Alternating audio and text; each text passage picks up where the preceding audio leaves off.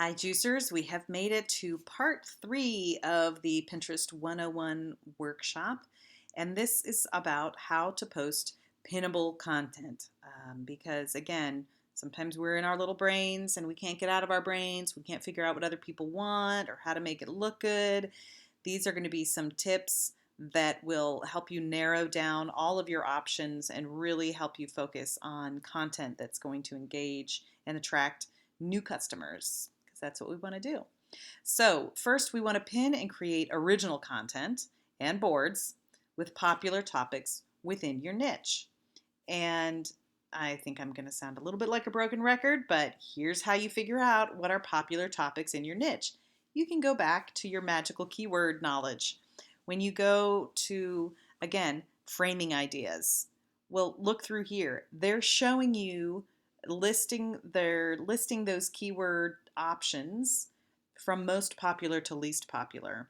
So if you type in framing ideas and that has something to do with your niche and that has something to do with your business, then you can look through here and say, it's interesting. People are really looking for creative framing ideas. I'm going to do a blog post about creative framing ideas and pull your best content, write that blog post up and put it out there and make sure that you call it creative framing ideas or framing ideas that are creative.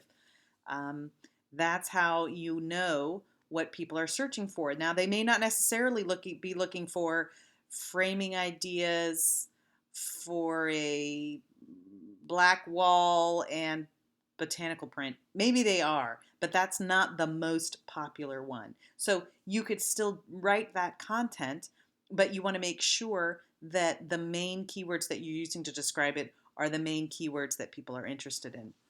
So that's a great way to figure out what are popular topics in your niche and think broadly about your niche. If I go back to the watercolor option, like if you're a watercolorist, you definitely want to have some boards on your actual watercolor. You may also want boards that show other artists whose artwork is really inspirational to you. People really love seeing what you're thinking about.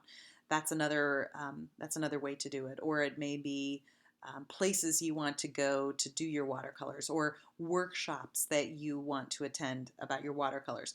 Think broadly about that. Type it into that search category and see if you can find a way to put those two ideas together, something that you're really interested and good at knowing about, and then something that other people are interested in knowing about. Those are going to be really critical factors into improving your visibility and ultimately your sales. So, another really important aspect is that you got to have great images. Pinterest is image dominant. If you've got great written content and no image that is compelling or interesting or great to look at or that describes what it is that would attract people to do it, you're going to miss out on Pinterest. Pinterest is a visual pin board. So even though you have written something really well and you've gotten great content, if you don't have great images, you'll probably miss some viewers who might otherwise be really interested in what you're doing. So here's some tips on how to make great images. You want to make images that are tall. If you think back to the Pinterest home feed, everyone is scrolling down. And as you scroll down, a longer, taller image will stay on the screen longer than a short and small image will. So in general, Pinterest images are meant to be taller and longer. That will increase your visibility in the home feed. You want a minimal amount of text.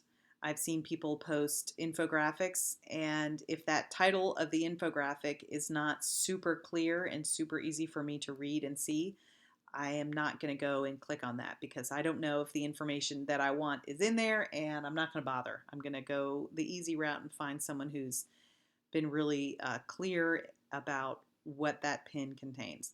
So the two examples I have here are the one from a bridesmaid company. So it's bridesmaid dresses under 150. Very simple heading, very fun and colorful image, and that's a really attractive and high quality high quality pin.